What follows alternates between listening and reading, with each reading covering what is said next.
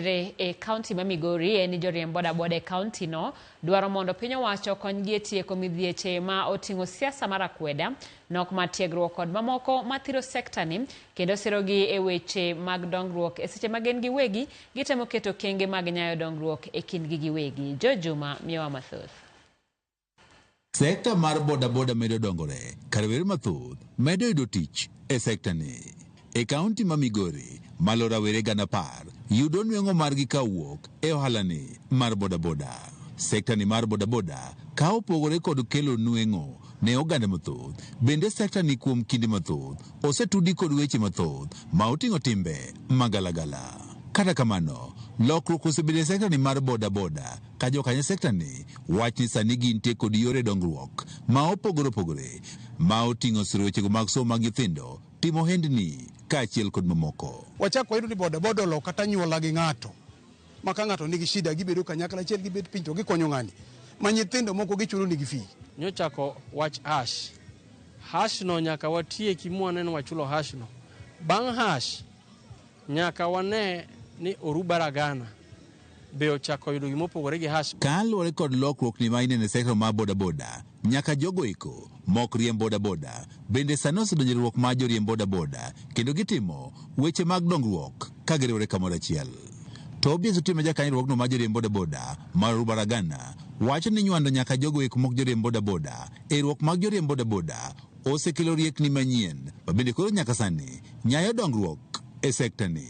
Kane wabet japiko kendwa chon, nowach ni japiko joma jorog, japiko joma joneko, japiko joma jokuoge, ne wang'iyo ni mondo wabed gi riekni nyaka wamanye joma oyawo gi riekni, jopuonj, drivers, jodongo, mine maloko within the town. Omonde yuka be nitiere riwruokno mar joriemb boda mar orubaragana wacho ni ka okalo kuom mwenda magichoko gin giwegi e yor nyoluoro gisebedo kod lokruok maduong' e wechego mag dongruok. Tolo madhi mbele, after 2 weeks igolo pesa moro, after 2 weeks igolo, yudo ka group ka group is entitled yudo siling 72,000 every after 2 weeks group moro yude. Pesa no aparo ni gero groups waluonge ni merry go round. Kana jok mabiro mono riwore riwruogwa ni it means giseneno gik mang'eny ma jo pikipiki kata riwruok mar boda timo kata ka gidhi e liete. Kata bed ni jokanyo setano mar boda temo biro kod yore mathoth mar bero ngimagi, weche mag siasa osebedo ka kelo pogruok e kindgi. Number 1, gibedo compromised gi the current government.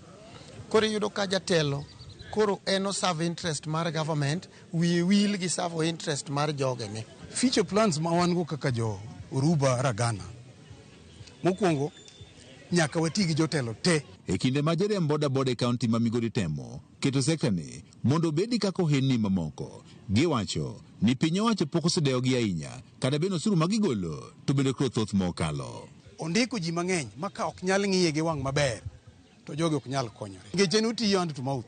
To kwanyalo kelo riwruok mineno wadhigo mbele ni wadhi wariwre maber, wadhi keto gi position moro ma ng'ato dhi bedo gi piko ni.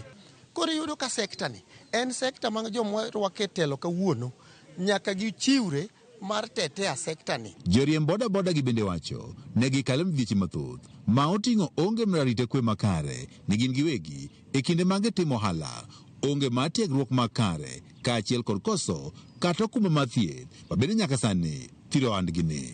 Sebedo gi thoe mang'eny e apiko ka, iwinjo ni ng'ato nego tieno omaye pikipiki because of bad leadership.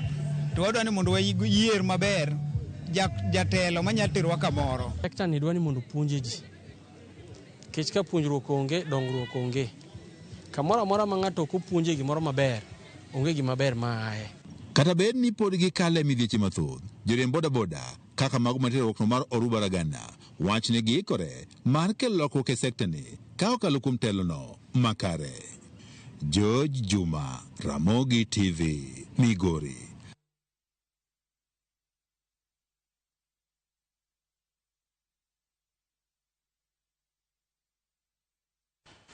Ramogi telo mogik mar jumani mar Safaricom sambaza furaha ochakore boma ma Kisii kama kambi mar Safaricom oyawo duka manyien e chuny boma ma Kisii. E tudruok kod kambi mar Royal Media Service